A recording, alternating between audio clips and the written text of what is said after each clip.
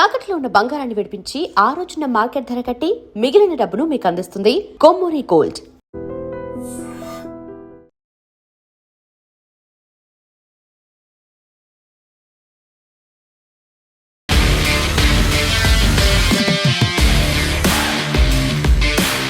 నమస్తే, welcome to iDream talking point with Kavitha. రాష్ట్ర ప్రభుత్వం ఆర్టీసీ జేఏసీ నేతల మధ్య జరిగినటువంటి చర్చలు సఫలమయ్యాయి. ప్రభుత్వంలో ఆర్టీసీ విలీనం 11% పీఆర్సీ ఇచ్చేందుకు సర్కార్ అంగీకరించింది. దీంతో పాటుగా కమిటీ గుర్తింపు సంఘం ఎన్నికలకు ప్రభుత్వం పచ్చజెండా ఊపింది. తెలంగాణ ప్రజలకు, ఆర్టీసీ ప్రయాణికులకు ఇది నిజంగా పెద్ద ఊరటనిచ్చే వార్త. గత 3 రోజులుగా కొనసాగుతున్న ఆర్టీసీ కార్మిక సమ్మెకు ఎట్టకేలకు తెరపడింది.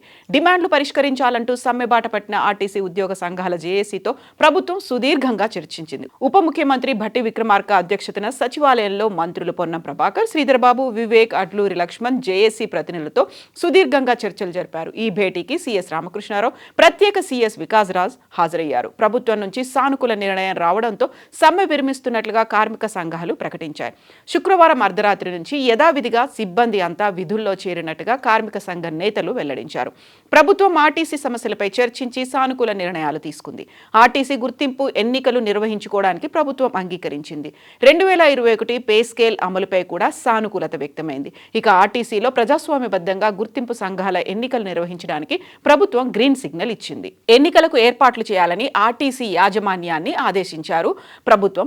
దశాబ్ద కాలంగా పెండింగ్ లో ఉన్న విలీనంపై సుదీర్ఘంగా చర్చించాం. ప్రభుత్వంలో ఆర్టీసీ విలీన ప్రక్రియకు కమిటీని కూడా ఏర్పాటు చేశాం.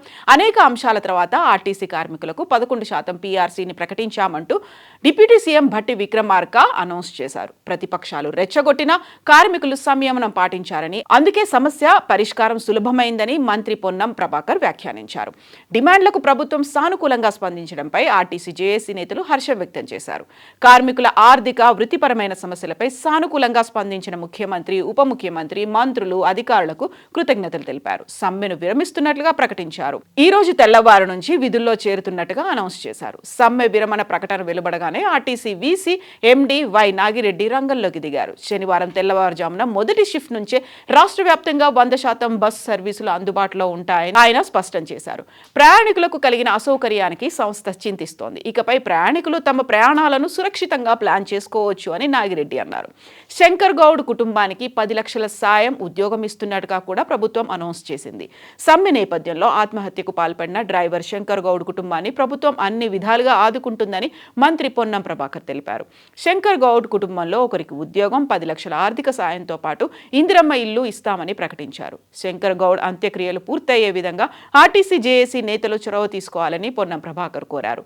ఆపత్కాలంలో రాజకీయాలు చేయవద్దని విపక్షాలకు ఆయన సూచించారు. ఇక శంకర్ గౌడ్ కుటుంబానికి ఆర్థిక సాయం చేసేందుకు ఆర్టీసీ కూడా ముందుకొచ్చింది. ఆర్టీసీ జేఏసీ నేతలు ఆ మేరకు నిర్ణయం తీసుకున్నారు. కార్మికుల వేతనం నుంచి 300 లేదా 200 ఇవ్వాలని భావిస్తున్నారు. ప్రతి ఉద్యోగి 300 ఇస్తే 1,30,00,000 రూపాయలు అవుతాయి. ఒకవేళ 200 రూపాయలే ఇస్తే 75 లక్షలు శంకర్ గౌడ్ కుటుంబానికి అందివ్వాలని ఆర్టీసీ జేఏసీ నేతలు నిర్ణయించుకున్నారు.